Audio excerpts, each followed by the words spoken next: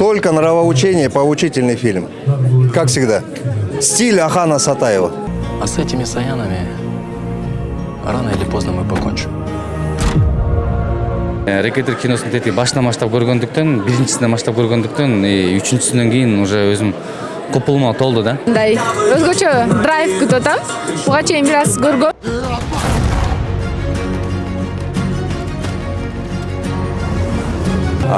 Сіздерге алғысым шексіз. Рахмет, осылай жылы бізді күтіп алып жатқандарыңызға.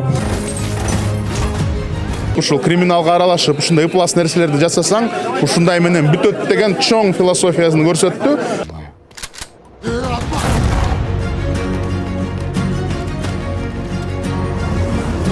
Әрине, заман өзгерді, біздің кейіпкерлеріміз өзгерді, сол өзгерістерді қазір көрермен бақылайды. Рэкетир 1, Рэкетир 2, Рэкетир 3. Ооба достор, казак боордоштор тарткан Рэкетир 3 тасмасы Кыргызстанда бүгүн фильмдин жабык көрсөтүүсү өтөйүн деп турат. Ал үчүн атайын Казакстандан фильмдин режиссеру, актер, актрисалары келди. Алдыда кызыктын баарын чагылдырабыз, алыстабаңыздар.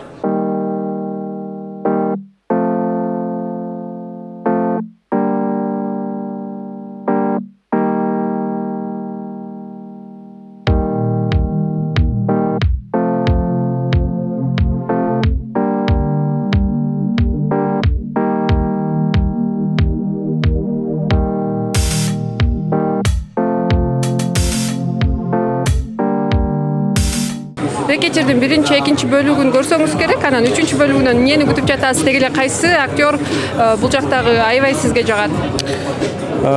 Рэкетир 3-төгү мен кызыкканым ба, жаңы актерлор, жаңы персонаждар. Ошол жанагы Аман деген баласы, Жан деген баласы, ошолор мага интересный болуп атат. Анан, конечно, Саянды ойногон байкебиз киносу бала кезден көрүп чогойгонбуз го. Ошолорду көрүп, анан актерская кызыгып келгенбиз го. Ошол кубануу менен келдик Рэкетир 3-кө. Мындан мен мындай өзгөчө драйв күтүп атам. Буга чейин бир аз көргөм, толук көргөм деп айта албайм. Мында бир өзгөчө бир сүйүү темасындагы өзгөчөлүктү күтүп атам. Я плохо смотрела, и первую часть не смотрела, вторую часть смотрела, но уже не помню, поэтому от Рэкетира 3-го я буду просто кайфовать, ничего не жду, но надеюсь, что будет интересно. Рэкетирдин 2 бөлүмүн көргөнбүз. Саймадан супер сунуш. Кубаттуу гигабиттик жаңы муундагы Wi-Fi роутер. Секундасына 1 гигабитке чейин супер ылдамдыкты колдоо. Ар түрдүү диапазондогу 2 Wi-Fi тармагын жөндөө мүмкүнчүлүгү.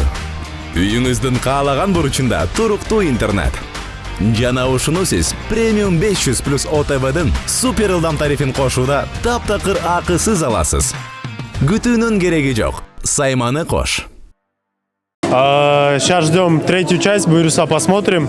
Смотрел 2 части. С нетерпением сейчас посмотрим 3-ю. Надеюсь, будет круто. Спасибо. Үчүнчү бөлүгүнөн максимально болгон токойт нерсени күтүп атам. Буга чейинкисин көргөнбүз, биринчисин көргөнбүз. Аябай ооруганбыз ал фильм менен. Экинчисин да көрдүк. Эми үчүнчүсүндө башкача бир жагдайларга туш болуп, анан в общем сон болот деп күтүп атам. Бул кино эмнеси менен жагат? Жөнөкөйлүгү менен жагат, биздин жашоого жакындыгы менен жагат. Анан биз күбө болуп, угуп жүргөн нерселер бул жакта бар да. Эми бизге жакын эле тема. Осужденный Бекаримов. Уходим.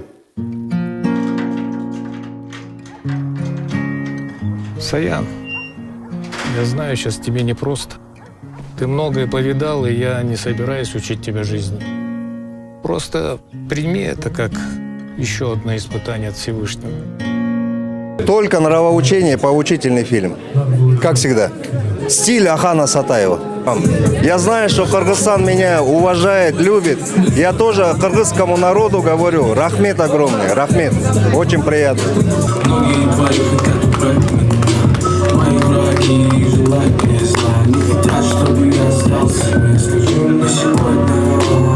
Рэкетир 3 биринчи менен экинчи бөлүгүнөн эмнеси менен айырмаланат? Үшінші бөлімі бұл екінші бөлімнен кейін 10 жылдан кейін болған оқиға. Әрине, заман өзгерді, біздің кейіпкерлеріміз өзгерді, сол өзгерістерді қазір көрермен бақылайды. Деги эле ошо рекетир бирде деги экиде да өзгөчө сүйүү баяндар болчу эле да, ал эми үчүнчүсүндө дагы ошондой сценалар барбы? Сүйүү жөнүндө. Сүйүү жөнүндө? Сүйүү дейтин Сүйүшкөндөр болобу? Жок. Жок. Ана енді лирикасын алып тастагандай болдук да. Да, лирикасыз кино жасауга тырыстык. Биздер енді бір мақтанып айтатын сәт, ол кейбір сахналарды біз Бишкекте тарттық. Және де Бишкек біздің киномызда кәдімгідей бір кейіпкер ретінде болады. Одан кейін сіздер білесіздер, мысалы Жантай Қыдыралиев дейтін біздің қырғыз операторымыз. Одан кейін бірнеше біздің қырғыз актерларымыз ойнады біздің кинода. Сондықтан Қырғызстанның орны біздің киномызда бөлек. Қанша адам тартты бұл киноны? Бұл киноны енді 150-ге жуық адамдай шығармашылық топ. Өзіңіздің қызыңыздағы бұл киноға аралашып, продюсер болып іштеп? Қыздарым, қыздарым, осында жүр оларда. Екі қызым. Ол қыздардың тәйнесі мен тайатасы осы шақта. Бишкектен, Қырғызстаннан, балаларымның да тайатасы тәйнесі. Сондай жағдай. Рахмет. Екіде мен эпизодта болғам, Жанның ұлы. Мен Асылхан, осы фильмде Аблай деген кейіпкердің рөлін сомдаймын. Алина, сол Аблайханның әйелі, бірге осы фильмге түсеміз. Енді былайша айтқанда жағымсыз кейіпкер. Айтады ғой, 100 рет естігеннен бір рет көрген артық. Қарау керек, көру керек. Бұл фильм былайша айтқанда рекетизмді, криминалды насихаттамайды, керісінше оның дұрыс емес екенін айтады. Саламатсызбы, Рекетир 3-тө кимдин ролун аткарасыз? В «Рекетире 3» я там играл роль смотрящего. То есть в настоящей реальной тюрьме мы снимали, я там играл в роли смотрящего. То есть у нас там был диалог с главным героем. Вот такой момент был. Тартуу учурунда кандай кыйынчылыктар болду? Деги эле кандай кызыктар болду съемка учурунда? Ну, кыйынчылыктар деле болгон жок. Единственный момент, то, что в настоящей тюрьме снимали, там атмосфера была не очень такая, конечно, радужная, как хотелось бы. А так, в принципе, все хорошо, все нормально прошло. Рекетир 3-тагы ушу көрүүчүлөргө жагат деген ойдосузбу? Мен ойлотам, что понравится всем, потому что сейчас люди многие ждут, многие спрашивают, многие прям мне постоянно звонят, спрашивают, когда. Так что я думаю, будет хороший наплыв. Что случилось? Как же так? Мам, я должен уходить.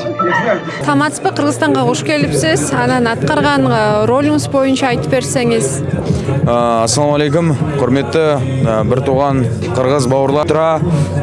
Вы очень гостеприимно встретили нас, потому что у нас, в принципе, гостеприимство это в крови. Про мою роль, про моего персонажа. Я играю тут Аскара, это сын Амана. Он юный, это крыло отца, это наследие отца. И он доказывает, что он крыло отца.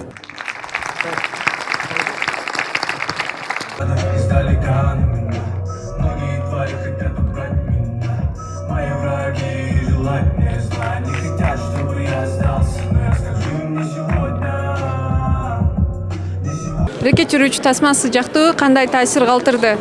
Рекетир 3 тасмасы чындыгында абдан жакты.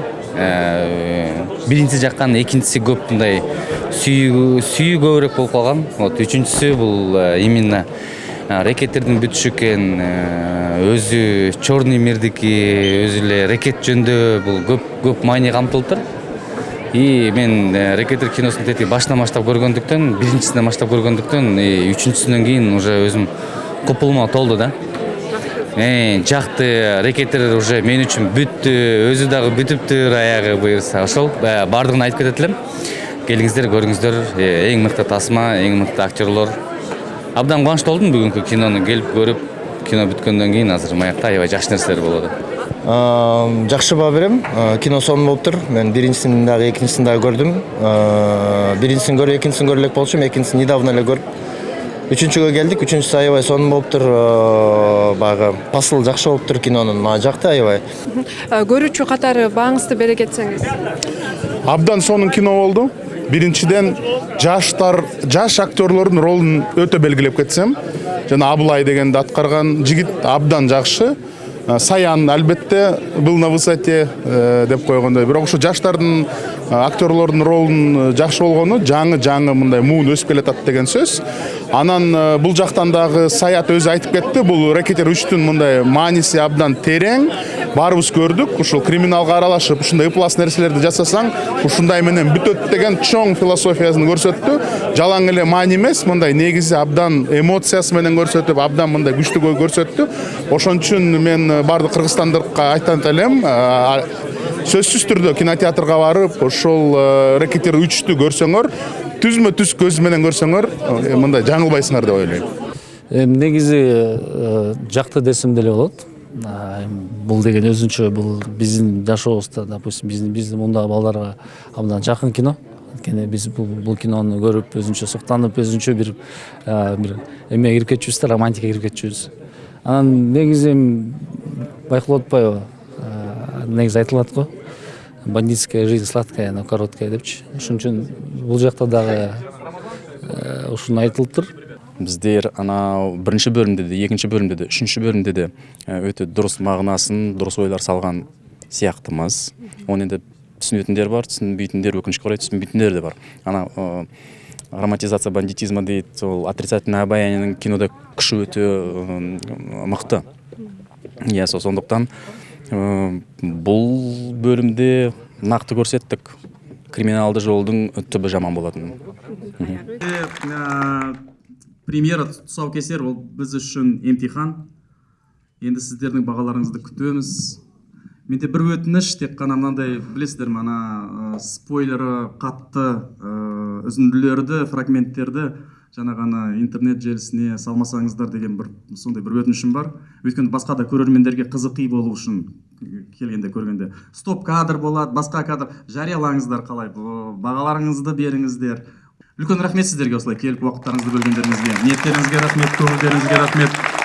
Мен қазір енді біздің